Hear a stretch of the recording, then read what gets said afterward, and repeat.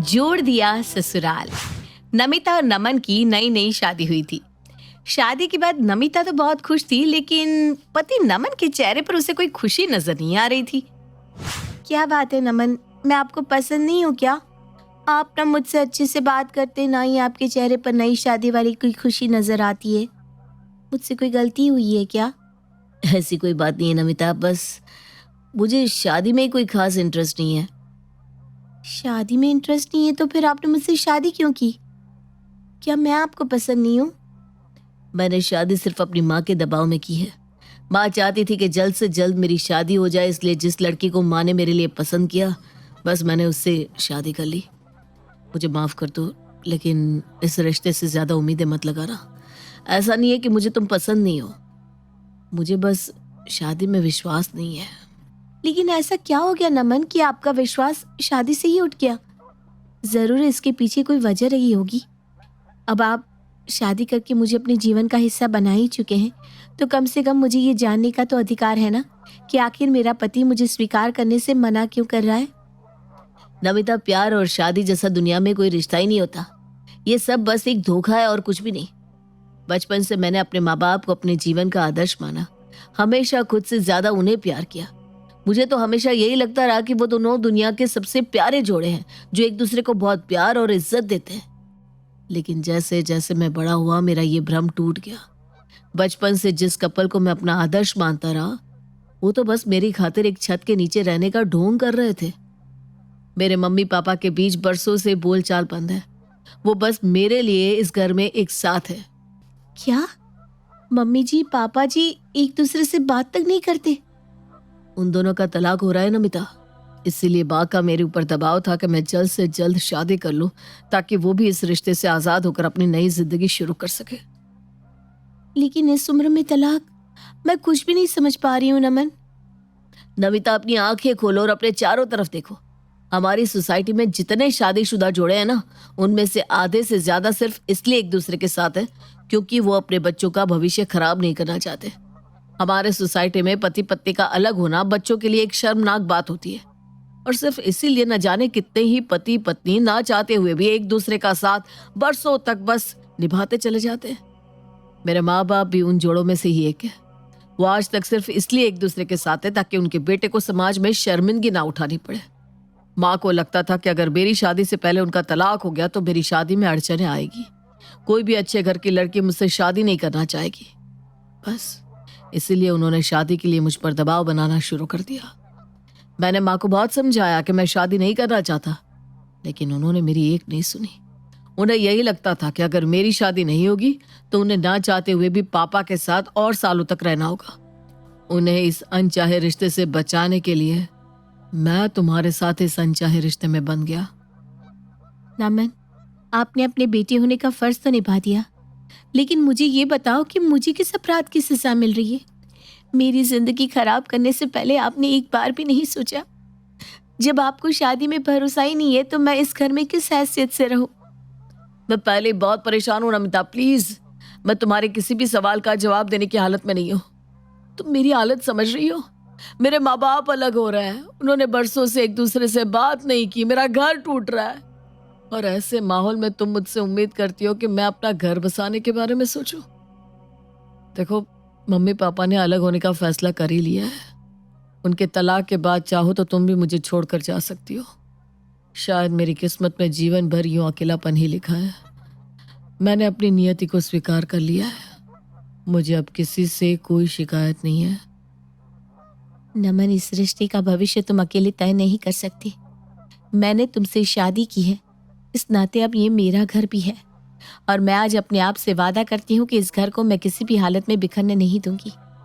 Mummy जी, मुझे खाना बनाना नहीं आता, आप मुझे अपनी तरह खाना बनाना सिखाएंगी? नमन आपके हाथ के बने खाने की बहुत तारीफ करते हैं। हाँ बेटा, क्यों नहीं। मेरी तो कोई बेटी ही नहीं है, आज से तू ही मेरी बेटी। जो तुझे सीखना हो मुझे बता देना, मैं तुझे सब कुछ सिखा दूंगी।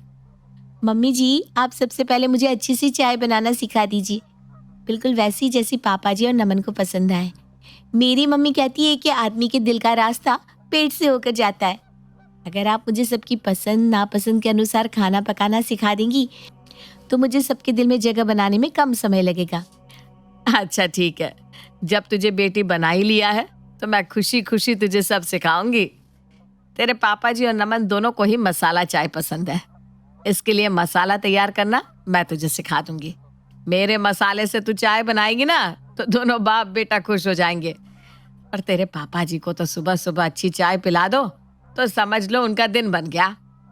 मम्मी जी की बातों से तो ऐसा लग रहा है जैसे वो अभी भी पापा जी की बहुत परवाह करती हैं। उन दोनों के बीच अभी भी सब कुछ खत्म नहीं हुआ है। अगर मैं कोशिश करूं तो हो सकता है उनके बीच की बर्फ पिघल जाए और मम्मी पापा अपने रिश्ते को एक मौका और देना चाहें। सास के हाथ से ससुर राकेश की पसंद की चाय बनवाने के बाद वो चाय लेकर अपने ससुर के कमरे में जाती है। पापा जी, मम्मी ने आपकी पसंद की चाय बनाकर भिजवाई है। कह रही थी अपने पापा को चाय दिया, उन्हें समय से चाय न मिले तो उनके सर में दर्द होने लगता है। वैसे एक बात कहूँ पापा जी, मम्मी जी आपकी इतनी चिंता करती हैं कि बस मेरे मन में यही ख्याल आता है कि आप दोनों के रिश्ते को किसी की नजर ना लगे। तुम्हें कोई गलत फहमी हुई होगी बेटा। तुम्हारी सास ने ये चाय का कप मेरे लिए नहीं, नमन के लिए दिया होगा। नहीं नहीं पापा जी, मम्मी जी ने स्पेशली ये चाय आपके लिए ही बनाई है। अब पीकर तो देखिए, जैसी आपको पसंद है ना, कड़क मसाला चाय, बिल्कुल वैसी ही बनाई है उन्होंने। राकेश जैसे ही चाय का पहला घुट भरता है उसके चेहरे पर मुस्कान खिल जाती है। बात तो तुम्हारी बिल्कुल सही है बेटा, चाय तो ये तुम्हारे सासू माँ के हाथ की है। अरे उसके हाथ की चाय तो मैं आंख बंद करके बस खुशबू से पहचान सकता हूँ। बहुत दिनों बाद इतनी बढ़िया चाय पीने को मिली है। तुम्हारी सास ने सारा काम नौकरों के ऊपर छोड़ रखा है और नौकरों के हाथ में वो स्वाद मुझे आता ही नहीं। वो तो आपके चेहरे की खुशी बता रही है पापा जी कि आप मम्मी जी के हाथ की चाय को कितना मिस कर रहे थे। वैसे आप चिंता मत करिए, अब किसी नौकर के हाथ का खाना आपको नहीं खाना पड़ेगा। अब से खाना मैं और मम्मी जी बनाया करेंगे। मम्मी जी के हाथ की चाय पीकर ही पापा जी का चेहरा बिल्कुल खिल गया। जैसे ही उन्हें पता चला मम्मी जी ने अपने हाथों से चाय बनाकर उनके लिए भेजी है, उनकी खुशी का कोई ठिकाना ही नहीं था। इसका मतलब पापा जी मन ही मन अभी भी मम्मी जी को बहुत प्यार करते हैं। अगले दिन नमिता सास से कहकर ससुर जी के लिए उनकी पसंद का खाना बनवाती है। पापा जी लीजिए, मैं आपका खाना लेकर आपके कमरे में ही आ गई हूँ। मम्मी जी को ना आपकी बहुत चिंता हो रही थी, कहने लगी जल्दी से पापा जी को खाना खिला दे, वरना अगर वो सो गए तो फिर 2 घंटे पहले जागेंगी नहीं। अरे वाह बेटा, ये खाना तुम्हारी सास ने बनाया है ना? नहीं नहीं, मम्मी जी ने नहीं बनाया, खाना तो मैंने बनाया है। और ये बात कहने के लिए तुम्हें तुम्हारी सास ने ही कहा होगा कि पापा जी को कहना मत कि खाना उसने बनाया है ना? आपको कैसे पता चला? मम्मी जी नहीं चाहती थी कि आपको ये बात पता चले, लेकिन आपको राज की बात बताओ, आज उन्होंने सारा खाना आपकी पसंद का बनाया है, बस आपको जताना नहीं चाहती थी। अरे बेटा, 26 साल हो गए मेरी शादी को। तेरी सास और उसके हाथ के बने खाने को मैं बहुत अच्छी तरह जानता हूँ। पापा जी, मम्मी जी के बर्थडे के लिए मैं एक सरप्राइज गिफ्ट प्लान कर रही हूँ। आप मेरी हेल्प करेंगी कि मैं उनके लिए किस कलर की साड़ी लूँ जो उनको पसंद भी आ जाए और उनके ऊपर अच्छी भी लगे। अगर तुम जानकी के लिए साड़ी लेना चाह रही हो ना, तो खादी कॉटन की ही साड़ी लेना, उस पर बहुत अच्छी लगती है और उसे पसंद भी खूब आती है। क्या? खादी कॉटन? वो कौन सा कपड़ा होता है? मैंने तो नाम भी पहली बार सुना। पापा जी बुरा न माने तो क्या आप मेरे साथ चलकर माँ के लिए साड़ी पसंद करने में मेरी मदद कर सकते हैं? आपको तो 26 साल का अनुभव है ना, माँ के ऊपर क्या अच्छा लगेगा आपसे बेहतर कौन बता सकता है? अब तुम मुझे पिता समझकर इतना मान सम्मान और प्यार दे रही हो, तो ऐसा भी तो नहीं कर सकते ना कि तुम्हारी बातों से इनकार कर दे। ठीक है, मैं तुम्हारे साथ बाजार चलने के लिए तैयार हूँ। राकेश जी अपनी बहू के साथ बाजार जाते हैं और बहू नमिता को सास की पसंद की 2 साड़ियाँ दिलवा देते हैं।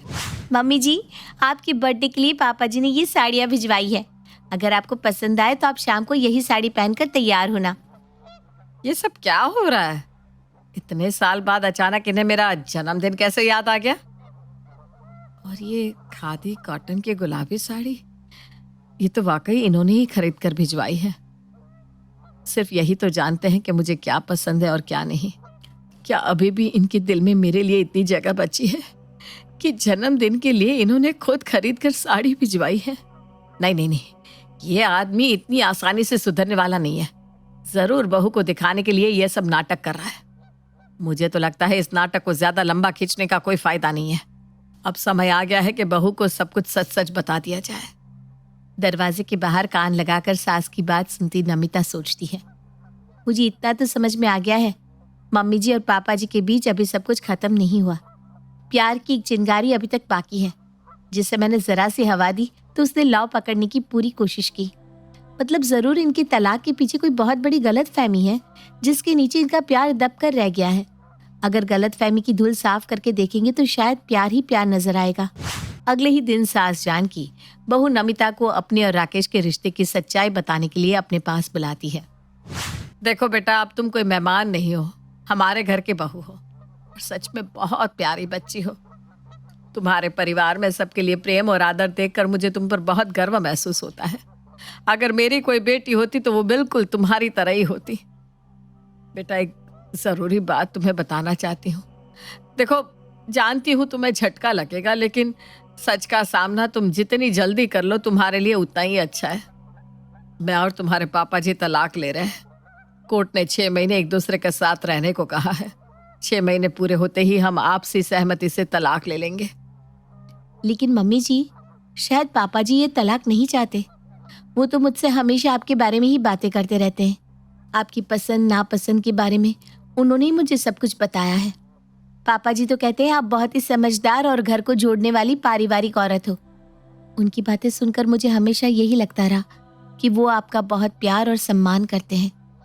बड़ी बड़ी बातें बनाना बहुत आसान है, लेकिन जब वास्तव में प्यार और सम्मान देने की बारी आती है ना, तो सारे वादे हवा हो जाते हैं। तुझे पता है क्या किया तेरे पापा जी ने? मैं अपने मायके में सबसे बड़ी हूँ। मेरे जन्म के 15 साल बाद जन्म हुआ था मेरी छोटी बहन गीतांजलि का। बहन नहीं, हमेशा अपनी बेटी की तरह उसे प्यार किया मैंने। तुम्हारे पापा भी हमेशा से ये बात जानते थे कि मैं छोटी से कितना प्यार करती हूँ। उसकी आंखों में एक आंसू तक देखना मुझे गवारा नहीं। मेरी शादी के 18 साल बाद छोटी की शादी तय हुई थी। घर में सब बहुत खुश थे। मेरी छोटी के लिए पापा बिल्कुल राजकुमार जैसा लड़का ढूंढ कर लाए थे। सब कुछ बहुत अच्छा चल रहा था। राकेश अपने डिपार्टमेंट के काम से आउट ऑफ स्टेशन गए हुए थे। तिलक वाले दिन जब ये वहां पहुंचे तो पता नहीं इन्हें क्या हो गया। ये छोटी के होने वाले पति से बहस करने लगे। बातों से शुरू हुई इनकी लड़ाई कुछ ही देर में हाथापाई में बदल गई और लड़के वाले गुस्से में रिश्ता तोड़कर चले गए। पापा ने लड़के वालों से लाख माफी मांगी। मैंने राकेश को बहुत समझाया कि उन्हें माफी मांगकर बात खत्म कर देना चाहिए, लेकिन वो टस से मस नहीं हुए। बारात वाले दिन छोटी इंतजार करती रह गई, लेकिन वो लोग बारात लेकर नहीं आए। छोटी ये सदमा झेल ना सकी और गहरे डिप्रेशन में चली गई। उसे सामान्य होने में लगभग 1 साल का समय लग गया। इस घटना ने हमारे रिश्ते की नींव हिला दी। मैंने सारी उम्र इनके और इनके परिवार के लिए समझौते किए, लेकिन मेरी इकलौती बहन की शादी में इन्होंने क्या किया? क्या इन्हें माफी मांगकर बात को खत्म नहीं कर देना चाहिए था? क्या मेरी बहन का जीवन इतना सस्ता है कि अपने अहम के आगे उन्होंने मेरी बहन को बलि चढ़ा दिया? मेरे सवालों का इनके पास कोई जवाब नहीं है। इस घटना के बाद मेरी बहन ने शादी नहीं की। 32 साल की उम्र में वो आज भी कुंवारी बैठी है। अब तुम ही बताओ, क्या मुझे राकेश को माफ कर देना चाहिए? क्या मैं गलत हूं? राकेश के कारण मेरी इकलौती बहन की जिंदगी दांव पर लग गई और पापा का अपमान हुआ सो अलग। बोल चुकी तुम, सुना ली अपनी अधूरी कहानी। जिस बहन का हवाला देकर तुम बरसों से मुझसे बात नहीं कर रही हो, अगर सच्चाई तुम्हें पता लग गई ना तो तुम्हारे पैरों के नीचे से जमीन सरक जाएगी। आज मैं सारी कस्मों को तोड़कर तुम्हें वो सच बताता हूं जो तुमने कभी सुनना या समझना ही नहीं चाहा। तुम्हारे पापा गीतांजलि के लिए कोई राजकुमार ढूंढ कर नहीं लाए थे। छोटी उस लड़के से प्यार करती थी, लेकिन वो एक छटा हुआ बदमाश था। उसने छोटी के प्यार का गलत फायदा उठाया और उसका MMS बनाकर छोटी को धमकाने लगा। छोटी ने रोते हुए मुझे सारी बात बताई। मैं पुलिस में था, इसलिए मैंने उस लड़के को थाने बुलाकर डराया धमकाया, तो उसने आगे से छोटी से ना मिलने का वादा कर दिया। लेकिन उसके पास जो वीडियो था, अब वो उसे वायरल करने की धमकी देने लगा। हमारे पास कोई चारा नहीं बचा था, इसलिए मेरे मना करने पर भी पापा जी लोक लाज के डर से छोटी का रिश्ता उसके घर लेकर पहुंच गए। उसने भी शादी के लिए हामी भर दी। तिलक के दिन जब मैंने उसे देखा तो मेरा खून खौल उठा। उसने एक बार फिर से बातों का बतंगड़ बनाकर मुझसे बदतमीजी की और वीडियो वायरल करने की धमकी देने लगा तो मेरा हाथ उठ गया। वो लोग रिश्ता तोड़ने की धमकी देने लगे। गीतांजलि डर गई कि कहीं वो वीडियो वायरल ना कर दे, इसलिए टेंशन में वो बिल्कुल बेसुध हो गई थी। उसे गम शादी टूटने का नहीं था, बल्कि उस वीडियो के वायरल होने का था। छोटी की चिंता दूर करने के लिए मैंने उस लड़के को उठाकर लॉकअप में डाल दिया। घबराहट में उसे बता दिया कि वो वीडियो उसके लैपटॉप में है। मैंने वो वीडियो लेकर डिलीट कर दिया। गीतांजलि तो बच गई, लेकिन इस आग के छींटे मेरे घर पर गिर पड़े और मेरी गृहस्थी जलकर खाक हो गई। छोटी छोटी करके जिस बहन के लिए तुम सालों से आंसू बहा रही हो, मैंने भी उसे अपनी बेटी समझकर ही प्यार किया। जितना बन पड़ा उसके लिए किया। वो रिश्ता टूटा, उसमें छोटी की ही भलाई थी। जीवन भर रोने से अच्छा है कि छोटी 1 साल रोकर संभल तो गई। छोटी ने ही मुझे कसम दी थी कि मैं तुम्हें कुछ ना बताऊं। अपने भतीजे और बड़ी बहन की नजरों में गिरना नहीं चाहती थी वो, इसलिए आज तक मैंने अपनी जुबान पर ताला लगा कर रखा। तुम्हें तलाक चाहिए ना, मिल जाएगा तलाक। मुझे माफ कर दो, मेरी आंखों के सामने इतना सब कुछ होता रहा और मैं कुछ समझ ही ना पाई। शायद दोष मेरे प्यार में रहा कि ना मैं छोटी की अपनी बन पाई और ना अपने पति की। शायद मैं इतनी कठोर थी कि छोटी मुझसे कभी सच कह ही नहीं सकी। क्या आप अभी भी मुझे माफ कर सकते हैं? क्या इस घर में मेरे लिए जगह बची है? ये घर तो तुम्हारा ही है जानकी। मैंने तो 26 साल पहले ही सब कुछ तुम्हें सौंप दिया था। जानकी और राकेश के बीच की गलतफहमी दूर हो गई थी। आज बरसों बाद दोनों ने साथ मिलकर जानकी के जन्मदिन का केक काटा था। दो रिश्तों का नया जन्म मुबारक हो नमिता। तुमने इस परिवार को बिखरने से बचा लिया। माँ पापा फिर से मुस्कुराने लगे। मैं तुम्हारा बहुत बहुत आभारी हूँ। नमन ने आज सच्चे दिल से नमिता को अपनी पत्नी स्वीकार कर लिया था। आज जानकी निवास में खुशियां ही खुशियां दिखाई पड़ रही थी।